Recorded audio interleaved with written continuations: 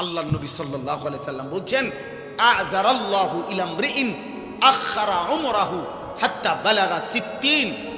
এটা মুসলিম শরীফের হাদিস, বিশুদ্ধ হাদিস। শুনেন বাবা, নবী সাল্লাল্লাহু আলাইহি সাল্লাম বলছেন, যাকে আল্লাহ তাআলা হায়াত লম্বা করে 60 বছর পর্যন্ত পৌঁছিয়েছেন।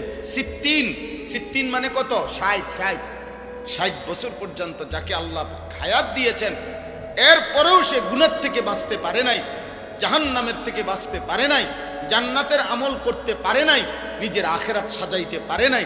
আল্লাহর কসম, নবী বলছে, হাসরের ময়দানে 60 বছর বয়স্ক ওই লোককে আল্লাহ তাআলা কোনো কথা বলবার, উযর আপত্তি পেশ করার সুযোগ দিবে না। তার করাই বলবে ফেরেশতারে, চাচারে ফিট, শুধু ফিট করে মার, ভালো করে মার।